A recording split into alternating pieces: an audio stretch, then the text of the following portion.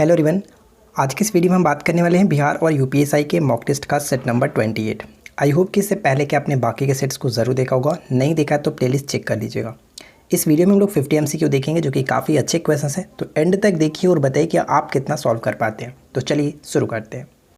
देखिए first question ये बनता है कि निम्नलिखित में से कौन सी हड्डी कान से संबंधित नहीं है। तो निम्नलिखित में से कौन सी हड्डी जो कान से संबंधित नहीं है। तो यहाँ पे देखिए राइट आंसर क्या हुआ, ऑप्शन हम डी को टिक करेंगे, इनमें से कोई नहीं। ऐसा कोई भी हड्डी यहाँ पे नहीं है जो कि कान से संबंधित नहीं है। ये सभी के सभी कान से, यानी कि इनकस, स्टेपस, जिसको हम लोग स्टेपिज के नाम से भी जानते हैं। मानव शरीर की सबसे छोटी हड्डी कान की हड्डी होती है यही स्टेपस, और एक और होता है जिसको हम लोग कह सकते हैं मेलिसस। ठीक है, तो ये तीनों के तीनों यहाँ पे हम कह सकते हैं कि ये कान की हड्डी होता है। तो right answer will be option D, इनमें से कोई नहीं। सेकेंड क्वेश्चन है कि निम्नलिखित में से किस संगठन का मुख्यालय जिनेवा में नहीं है। किस संगठन का मुख्यालय जिनेवा में नहीं है। Option D will be correct answer, अंतर्राष्ट्रीय नागर विमानन संगठन, जिसका मुख्यालय कह सकते हैं कि कनाडा के मॉन्ट्रियल में स्थित है। Option D. जबकि सभी का बात करें तो विश्व व्यापार संगठन, विश्व स्वास्थ्य संगठन और अंतर्राष्ट्रीय श्रम संगठन का मुख्यालय जिनेवा में स्थित है। थर्ड क्वेश्चन है कि दो नदियों के बीच उपजाऊ भूमि को क्या कहा जाता है। दो नदियों के बीच उपजाऊ भूमि को क्या कहा जाता है। इसको हम लोग दोहाब के नाम से जानते हैं। ऑप्शन सी करेक्ट होगा, दोहाब। देखिए फ्रेंड्स नेक्स्ट क्वेश्चन क्या कह रहा है। अगला प्रश्न ये है कि निम्न कथनों पर विचार कीजिए। पहला पॉइंट ये कह रहा है कि पद्म श्री, पद्म विभूषण और पद्म भूषण इन सभी में भारत रत्न भारतीय गणराज्य का सर्वोच्चतम नागरिक पुरस्कार है। थोड़ा सा यहाँ पे मिसप्रिंट है, और इसकी स्थापना यहाँ पे दी गई है, क्या लिखा गया, 2 जनवरी 1954। ठीक है, 2 जनवरी 1954 है। इसको मैं थोड़ा सा लिख देता हूँ, 2 जनवरी 1954। तो अब आप बताइए कि यहाँ पे कौन सा कथन सही होगा, कौन सा कथन सही है। तो right answer will be option C. यहाँ पे दोनों के दोनों कथन सही है। ऑप्शन हम सी को टिक करेंगे। ठीक है, भारत रत्न जो कि भारत का सबसे कह सकते हैं सर्वोच्च नागरिक पुरस्कार है, और इसकी स्थापना 2 जनवरी 1954 को की गई थी।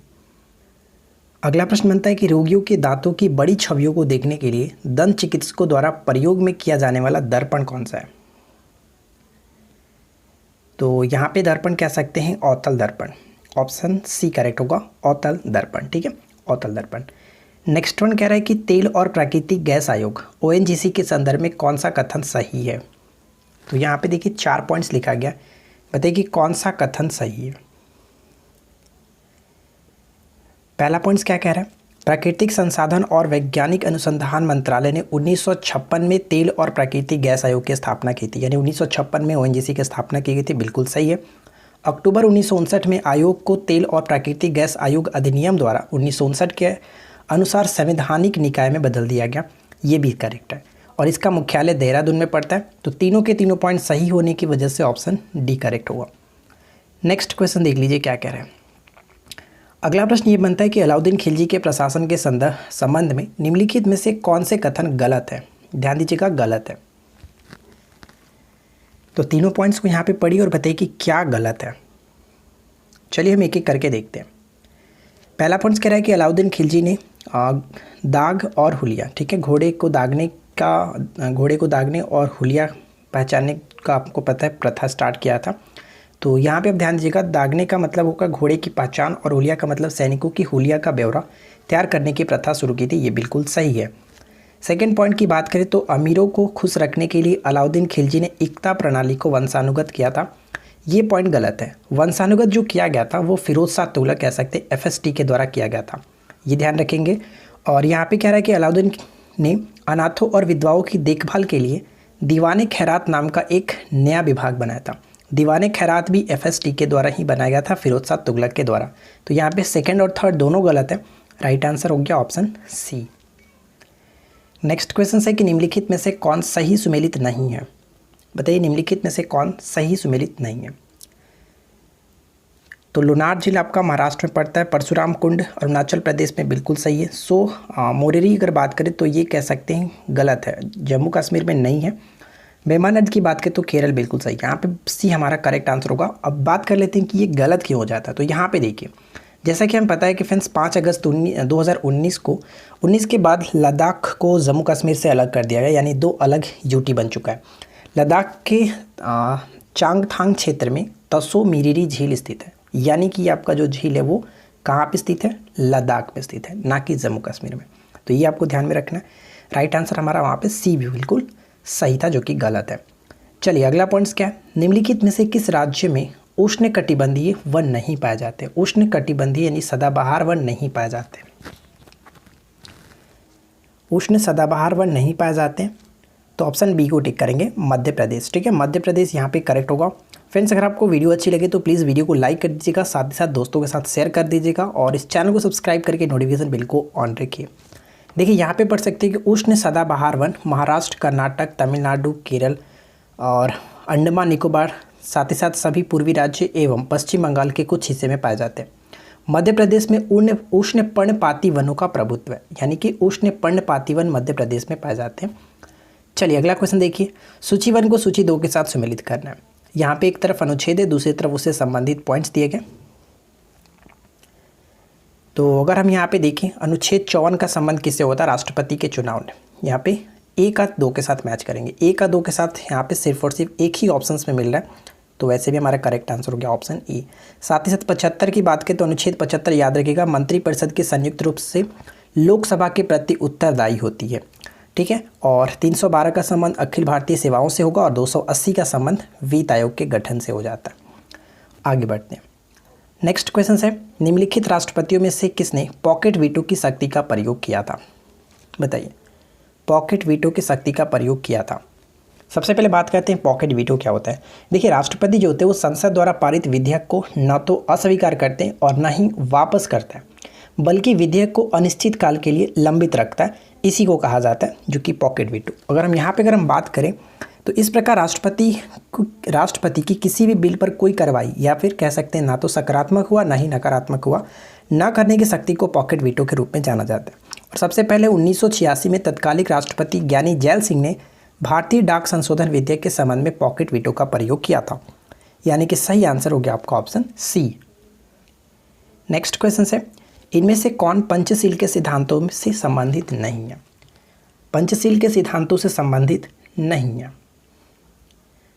इस प्रश्न का राइट आंसर क्या, पंचशील के सिद्धांतों से संबंधित नहीं होगा यहाँ पे निरस्त्रीकरण। ठीक है, निरस्त्रीकरण यहाँ पे राइट आंसर होगा ऑप्शन बी। सबसे पहले बात कर लेते हैं कि पंचशील से संबंधित जो पॉइंट्स है, जो कि पंचशील इसमें सिद्धांत आते हैं वो क्या है। तो भारत और चीन के बीच 29 अप्रैल 1954 को इस समझौते पर हुआ था, यानी पंचशील समझौता हुआ था भारत और चीन के मध्य 29 अप्रैल 1954 को। और इसके अंतर्गत 5 समझौते किए गए थे। आप यहाँ पे 5 सिद्धांतों को देख सकते हैं, यही है इसके अंतर्गत 5 सिद्धांतें आती हैं। नेक्स्ट क्वेश्चन क्या है, दिल्ली में निम्नलिखित में से किस किले को बड़ा दरवाजा के नाम से जाना जाता है। बड़ा दरवाजा के नाम से हम लोग किसे जानते हैं, पुराने किले को। ऑप्शन डी करेक्ट होगा।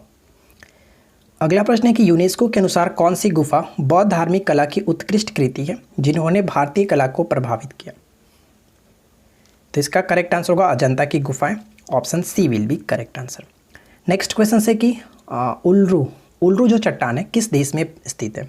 उल्रू चट्टान किस देश में स्थित है। वहाँ का ये काफ़ी पवित्र चट्टान है, ऑस्ट्रेलिया में पड़ता है। उल्रू को स्वदेशी ऑस्ट्रेलियाई लोगों के लिए पवित्र माना जाता है और यह माना जाता है कि यह लगभग 550 मिलियन वर्ष पुराने बना शुरू हुआ था। तो यहाँ पे राइट आंसर आपका ऑस्ट्रेलिया होगा। चलिए अगला क्वेश्चन देखिए, निम्नलिखित में से कौन सी दादाभाई नौरोजी की कृति नहीं है। दादाभाई नौरोजी की कृति नहीं है, तो हम यहाँ पे देख सकते हैं करेक्ट आंसर क्या होगा। ऑप्शन हम डी को टिक करेंगे। वैदिक physics scientific origin of Hinduism, ये जो लिखा गया था वो राजाराम मोहन राय के द्वारा लिखा गया था। ठीक है, राजाराम मोहन राय जी के द्वारा लिखा गया था। बाकी तीनों के तीनों आप याद रखिएगा दादाभाई नौरोजी से संबंधित है। नेक्स्ट क्वेश्चन बनता है कि बौद्ध सिद्धांत बताइए कि निम्नलिखित में लिखा गया था। बौद्ध सिद्धांत किस भाषा में लिखा गया था। पाली भाषा। ऑप्शन बी करेक्ट होगा। अगला प्रश्न है कि 73वें संवैधानिक संशोधन ने संवैधानिक अनुमोदन का प्रावधान किया, निम्नलिखित में से सही कथन क्या है। यानी कि 73वें संविधान संशोधन से संबंधित यहाँ पे कौन सा पॉइंट सही होना चाहिए।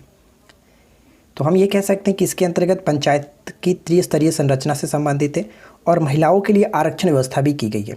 तो यहाँ पे ए और बी दोनों के दोनों कथन सही होगा। ऑप्शन हम डी को टिक करेंगे। Clear. Okay friends, next question देखिए, निम्नलिखित वायुमंडलीय गैसों में से कौन सी ग्रीन हाउस गैसों की गठन करती है। ग्रीन हाउस गैसों का गठन करती है, आपको ये बताना है। ग्रीन हाउस गैसों के अंतर्गत कौन कौन से आता है। कार्बन डाइऑक्साइड भी आएगा, नाइट्रस ऑक्साइड भी आएगा, जल वाष्प भी आएगा, लेकिन यहाँ पे नाइट्रोजन नहीं आएगा। तो करेक्ट आंसर क्या होगा? 1 3 4, 1 3 4 यानी ऑप्शन ए को टिक करेंगे। ठीक है, ध्यान रखेंगे। अगला प्रश्न क्या है कि सूची 1 को सूची 2 के साथ मिलान कीजिए और सूचियों को निम्नलिखित में कुट के साथ उपयोग आपको सही बताना है। तो बताइए यहाँ पे कौन सा मिलान सही तरीके से किया गया। ध्यान दीजिएगा, पूंजीवादी अर्थव्यवस्था एडम स्मिथ बिल्कुल सही है। समाजवादी अर्थव्यवस्था कार्ल मार्क्स के साथ बिल्कुल सही है। और मिश्रित अर्थव्यवस्था का सिद्धांत हम कह सकते हैं कि जॉन मेनार्ड किन्स ने दिया था। तीनों के तीनों बहुत इंपॉर्टेंट है, अच्छे से इसको याद रखना है। ठीक है ना, चलिए आगे बढ़ते हैं। यानी कि सही है, तो यहाँ पे राइट आंसर आपका हो जाएगा ऑप्शन डी। 1 2 3 तीनों मिलान बिल्कुल सही था। नेक्स्ट क्वेश्चन की प्राचीन संगम साहित्य में एक खेल को एरू थजुवुलुथल, ठीक है, थोड़ा सा अजीब नाम है, कहा गया है, यह क्या है? तो यहाँ पे कह सकते हैं जल्लीकट्टू। ठीक है, जल्लीकट्टू को ही ये संगम साहित्य में इस नाम से जाना गया। तो राइट आंसर यहाँ पे बी होगा। देखिए, इससे संबंधित कुछ पॉइंट्स मैंने यहाँ पे लिख रखा है। जैसे जल्लीकट्टू तमिलनाडु में कह सकते हैं पोंगल के दिन पोंगल उत्सव यानी कि फसल उत्सव के एक भाग के रूप में खेला जाने वाला एक खेल है, जिसमें क्या होता है कि बैलों से इंसानों की लड़ाई कराई जाती है जल्लीकट्टू में। देखिए, अगर हम बात करें फ्रेंड्स, इस शब्द का मतलब क्या था? एरू थजू वुथल का मतलब बैलों को पकड़ना था। और जल्लीकट्टी शब्द का अगर हम बात करें जल्लीकट्टू का, तो कैली यहाँ पे सिक्के और कट्टू की बात करें तो कपड़े का पट्टा। इस तरह सब थोड़ा सा याद रखिएगा। चलिए नेक्स्ट वन देखिए, निम्नलिखित में से यूएसए के संविधान से विशेषता कौन सी है जो हमारे संविधान के निर्माताओं द्वारा ग्रहण की गई थी? यूएसए की कौन सी यहाँ पे विशेषता है? तो कह सकते हैं न्यायिक समीक्षा भी, मौलिक अधिकार भी और उच्चतम न्यायालय के न्यायाधीशों को हटाना, ये तीनों के तीनों ग्रहण की गई है। ऑप्शन डी करेक्ट होगा। केंद्रीय विधानमंडल का प्रथम भारतीय अध्यक्ष कौन था? केंद्रीय विधानमंडल का प्रथम भारतीय अध्यक्ष के रूप में किसे जाना जाता है? विट्ठल भाई पटेल। सी करेक्ट होगा, विट्ठल भाई पटेल। अगला प्रश्न देखिए, भारत का संवैधानिक अध्यक्ष कौन होता है? भारत का संवैधानिक अध्यक्ष कौन होता है? तो इस प्रश्न का राइट आंसर होगा भारत का संवैधानिक अध्यक्ष राष्ट्रपति होते हैं। ठीक है, कार्यपालिका शक्ति जो कि राष्ट्रपति में निहित है। नेक्स्ट वन क्या है? नंद वंश के पश्चात मगध पर किस राजवंश ने शासन किया था? बताइए, नंद वंश के पश्चात मगध पर किस राजवंश ने शासन किया? तो इसका करेक्ट आंसर होगा मौर्य ने। नंद वंश के बाद मौर्यों ने शासन किया था, ए करेक्ट है। कुतुबुद्दीन ऐबक की राजधानी कहाँ पे थी? कुतुबुद्दीन ऐबक की राजधानी कहाँ थी? तो ऑप्शन ए को टिक करेंगे, लाहौर में। ठीक है, कुतुबुद्दीन ऐबक की राजधानी लाहौर थी। कुतुबुद्दीन ऐबक को एक बहुत ही फेमस उपाधि से नाम से जाना जाता है, जैसे लाख बख्श के नाम से जाना जाता है। लाखों का दान देने के कारण इसको लाख बख्श कहा जाता है। गुलाम वंश के संस्थापक थे। कांग्रेस के किस अधिवेशन में पहली बार कांग्रेस द्वारा मौलिक अधिकारों और राष्ट्रीय आर्थिक कार्यक्रमों से संबंधित प्रस्ताव को पारित किया गया था? तो ये ध्यान रखिएगा, ये कह सकते हैं हमारा अधिवेशन था कराची अधिवेशन 1931। ठीक है, कराची अधिवेशन 1931। और अगर हम बात करें कि इसकी अध्यक्षता किसके द्वारा की गई थी, कई बार हम बात किए हैं सरदार वल्लभ भाई पटेल। ठीक है, सरदार वल्लभ भाई पटेल के ये पहली अध्यक्षता थी, ये ध्यान रखिएगा। अगला प्रश्न क्या बनता है कि 1938 के अंत में भारतीय राष्ट्रीय कांग्रेस के अनुरोध पर जो राष्ट्रीय योजना समिति बनाई गई थी उसके अध्यक्ष कौन थे? आपको पता है हरिपुरा अधिवेशन, जो हरिपुरा आपका गुजरात में पड़ता है, तो हरिपुरा अधिवेशन की अध्यक्षता कर रहे थे सुभाष चंद्र बोस। उन्हीं के नेतृत्व में राष्ट्रीय योजना समिति का गठन किया गया था और इसके अध्यक्ष बनाए गए थे जवाहरलाल नेहरू। सी विल बी करेक्ट आंसर। अगला प्रश्न है कि 2 या 2 से अधिक शुद्ध पदार्थों को किसी भी अनुपात में मिला देने से बनता है। किसी भी अनुपात में अगर हम मिला देंगे तो वो हमारा मिश्रण बन जाएगा। अगर वो निश्चित अनुपात में मिलेगा तब जाकर वो यौगिक बनता है। नेक्स्ट वन क्या है? निम्नलिखित कथनों पर विचार करें। यहाँ पे 2 पॉइंट्स हैं, दोनों को पढ़िए और बताइए कि कौन सा कथन यहाँ पे सही होगा। पहला पॉइंट पढ़ते हैं कि जैव विविधता सामान्य रूप से निम्न अक्षांशों की तुलना में उच्च अक्षांशों में अधिक होती है। इसका कहने का मतलब ये हुआ कि अगर हम मानते हैं कि ये ग्लोब है, ग्लोब पर 0 डिग्री हमारा जो है निम्न अक्षांश होता है और ऊपर की तरफ यानी ध्रुव की तरफ बढ़ेंगे तो हमारा उच्च अक्षांश होता है। ठीक है, और ये कह रहा है कि जैव विविधता सामान्य रूप से निम्न अक्षांशों की तुलना में उच्च अक्षांशों में, यानी कि ऊपर जाएंगे ध्रुवीय क्षेत्रों में तो वहाँ पे अधिक होगा। ये पॉइंट सरासर गलत है क्योंकि ये इसका जस्ट अपोजिट होता है, यानी कि निम्न अक्षांशों में जैव विविधता अधिक पाई जाती है। ठीक है, सेकेंड पॉइंट है कि पर्वतीय प्रवणता के साथ साथ निम्न ऊंचाइयों की तुलना में जैव विविधता सामान्य रूप से अधिक ऊंचाइयों पर अधिक होती है। ये पॉइंट्स भी गलत है, यानी कि जिसका जस्ट अपोजिट होना चाहिए। तो हम यहाँ पे कह सकते हैं कि दोनों के दोनों पॉइंट्स गलत है। कोई भी सही नहीं है, ऑप्शन डी को टिक करेंगे, कोई भी नहीं। अगला प्रश्न ये कि सिंधु घाटी की सभ्यता के लोग किसकी पूजा करते थे? सिंधु घाटी की सभ्यता के लोग किसकी पूजा करते थे? पशुपति। पशुपति यानी कि शिव को ही पशुपति के नाम से जाना गया, तो पशुपति करेक्ट होगा। अबुल फजल किस सूफी संत के पुत्र थे? अब्दुल फजल। अबुल फजल के नाम से भी हम जानते हैं। अबुल फजल जो थे हम यहाँ पे कह सकते हैं, राइट आंसर हमारा होगा ऑप्शन ए यानी कि शेख मुबारक। ठीक है, यहाँ पे आप पढ़ सकते हैं, देखिए शेख अबू अल, पूरा इनका नाम आप पढ़िए, पूरा अबुल फजल का पूरा नाम देखिए थोड़ा सा बड़ा है, पढ़ सकते हैं, या फिर इनको अबुल फदल अलामी के नाम से भी जाना गया। पता नहीं पहले ऐसे नाम क्यों रखा जाता था यार, अजीब तरह से, लेकिन अच्छा है कि अबुल फजल के नाम से जाना गया, वो ठीक है। तो इनका ये किसके पुत्र थे? शेख मुबारक के पुत्र थे। अगला प्रश्न क्या है कि विक्रमशिला विश्वविद्यालय के संस्थापक कौन थे? विक्रमशिला विश्वविद्यालय के संस्थापक कौन थे? धर्मपाल करेक्ट होगा। नेक्स्ट वन, निम्नलिखित में से किस वर्ष में गुरु गोविंद सिंह ने सिख योद्धा समुदाय जिसे खालसा नाम से जाना जाता है की स्थापना की थी? तो ये की गई थी 1699। ठीक है, 1699 यहाँ पे करेक्ट आंसर होगा। अगला पॉइंट्स की तानसेन का वास्तविक नाम क्या था? तानसेन का वास्तविक नाम क्या था? तानसेन का वास्तविक नाम रामतनु पांडे, और तानसेन जो थे वो मुग़ल सम्राट अकबर के दरबार में रहते थे, और तानसेन के गुरु के नाम की अगर बात करें तो हरिदास थे इनके गुरु। आगे बढ़ते हैं। अगला पॉइंट्स की पश्चिमी भारत में सांस्कृतिक पुनर्जागरण का अग्रदूत किसे कहा जाता है? पश्चिमी भारत में सांस्कृतिक पुनर्जागरण का अग्रदूत किसे कहा जाता है? तो MG. Ranade, option A correct होगा। अगला प्रश्न कि हिंदू विधि की एक प्रसिद्ध पुस्तक दै भाग के रचयिता कौन थे? दै भाग के रचयिता कौन थे? जीमूत वाहन, सी करेक्ट होगा, जीमूत वाहन। नेक्स्ट वन देखिए कि निम्न में से कौन संविधानेतर संस्था? देखिए संविधानेतर का मतलब एक्स्ट्रा कॉन्स्टिट्यूशनल, और संविधानेतर का मतलब ये होता है कि जिसकी व्याख्या संविधान में नहीं की गई है। तो हम यहाँ पे कह सकते हैं कि योजना आयोग का उल्लेख संविधान में कहीं नहीं है, तो यहाँ पे करेक्ट आंसर क्या होगा? ऑप्शन सी, गैर संवैधानिक संस्था, इस तरह से भी कह सकते हैं। नेक्स्ट वन क्या है कि भारत में संघीय वित्त आयोग संबंध रखता है? संघीय वित्त आयोग संबंध रखता है राज्यों एवं केंद्रों के बीच से। नेक्स्ट वन, निम्नलिखित कथनों पर विचार कीजिए। फर्स्ट पॉइंट है कि लोक लेखा की संसदीय समिति लोकसभा के अधिकतम 30 सदस्यों से गठित होती है। सेकेंड पॉइंट है कि सरकार के विनियोग तथा वित्त लेखाओं की जांच करती है। थर्ड पॉइंट कह रहा है कि भारत के नियंत्रक महालेखा परीक्षक रिपोर्ट की जांच करती है। अब यहाँ पे बताइए कि सही क्या होगा? तो ध्यान दीजिएगा, सही अगर हम बात करें तो लोक लेखा समिति में टोटल 22 सदस्य होते हैं, जिसमें 15 सदस्य लोकसभा से और 7 सदस्य राज्यसभा से, 30 सदस्य प्राक्कलन समिति में होते हैं। ये पॉइंट्स हमारा गलत हो जाता है, लेकिन बाकी दोनों ऑप्शंस में कोई दिक्कत नहीं है, दोनों पॉइंट्स बिल्कुल सही दिया गया। तो सेकंड और थर्ड यहाँ पे करेक्ट होगा, सी को टिक कर सकते हैं, कोई दिक्कत नहीं है। चलिए आगे बढ़ते हैं। अगला पॉइंट है कि भारत में त्रिस्तरीय पंचायती राज प्रणाली का प्रस्ताव किसने दिया था? भारत में त्रिस्तरीय पंचायती राज प्रणाली का प्रस्ताव किसने दिया था? बलवंत राय मेहता समिति, ऑप्शन ए करेक्ट होगा। नेक्स्ट क्वेश्चन, संवैधानिक प्रणाली में असफल हो जाने पर किसी राज्य में राष्ट्रपति शासन संविधान की किस धारा के अंतर्गत लागू किया था? राष्ट्रपति शासन, तो राष्ट्रपति शासन 356 के तहत लगता है, सी करेक्ट है। अगला पॉइंट देखिए, निम्न में से किसकी नियुक्ति राज्य के राज्यपाल नहीं करता है? राज्य के राज्यपाल किसकी नियुक्ति नहीं करते? तो उच्च न्यायालय के न्यायाधीश की नियुक्ति राज्यपाल के द्वारा नहीं की जाती, जबकि मुख्यमंत्री और राज्य लोक सेवा आयोग या फिर महाधिवक्ता की बात करें तो इन सभी की नियुक्ति राज्यपाल के द्वारा ही की जाती है। नियंत्रक एवं महालेखा परीक्षक की नियुक्ति राष्ट्रपति द्वारा की जाती है, अपने पद से उसे हटाया जाता है। नियुक्ति तो राष्ट्रपति करते हैं, लेकिन पद से उसे हटाया जाता है, किस तरह से?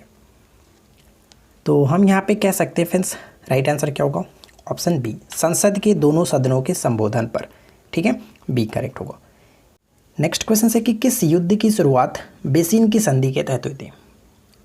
तो बेसिन की संधि हुआ था 1802 में, और इसका कह सकते हैं दूसरा आंग्ल मराठा युद्ध, क्योंकि 3 से 5 तक ये चला था, ऑप्शन ए करेक्ट है। नेक्स्ट प्रश्न है कि गुप्त युग के निम्नलिखित शिलालेखों में से कौन सा स्कंदगुप्त से संबंधित नहीं है? बताइए कि कौन सा शिलालेख जो वो स्कंदगुप्त के साथ संबंधित नहीं है, क्या होगा राइट आंसर? तो हम यहाँ पे कह सकते हैं फ्रेंड्स, इस प्रश्न का करेक्ट आंसर होगा एरड़ शिलालेख, एरड़ शिलास्तंभ, ऑप्शन हम बी को टिक करेंगे।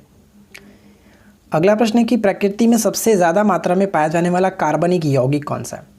प्रकृति में सबसे ज़्यादा मात्रा में पाया जाने वाला कार्बनिक यौगिक के रूप में हम लोग सेल्यूलोज को जानते हैं, डी को टिक करेंगे, सेल्यूलोज। नेक्स्ट क्वेश्चन बनता है कि डेंड्रोलॉजी का संबंध किससे है। डेंड्रोलॉजी, तो ध्यान दीजिएगा, डेंड्रोलॉजी की अगर हम बात करें तो इसमें हम लोग वृक्षों के अध्ययन के साथ साथ झाड़ियों का अध्ययन, दोनों के अध्ययन को हम लोग कहते हैं dendrology. Option D will be correct answer, B और सी दोनों। जैव शक्ति सिद्धांत का प्रतिपादन किस रसायनज्ञ ने किया था। जैव शक्ति सिद्धांत का प्रतिपादन किसके द्वारा किया गया था, तो ये किया गया था बर्जीलियस के द्वारा। देखिए फ्रेंड्स, नेक्स्ट क्वेश्चन ये कह रहा है कि ताप युग में तापमापी किस सिद्धांत पर आधारित है। आखिरी क्वेश्चन से, ताप युग में तापमापी किस सिद्धांत पर आधारित है। सीबेक के प्रभाव पर, ऑप्शन ए बिल्कुल करेक्ट आंसर है, सीबेक के प्रभाव पर, ऑप्शन ए करेक्ट होगा। ठीक है, तो फ्रेंड्स उम्मीद करते हैं कि आप लोगों को वीडियो पसंद आएगा। वीडियो अच्छा लगा तो वीडियो को लाइक कर दीजिए, दोस्तों के साथ शेयर कर दीजिए, और इसी तरह की रोजाना न्यू अपडेट्स के लिए हमारे साथ जुड़ सकते हैं। चैनल को सब्सक्राइब करके रखिए, नोटिफिकेशन बेल को ऑन रखिए। चलिए मिलते हैं नेक्स्ट क्लास में। Thanks for watching, keep watching, keep learning, have a good day.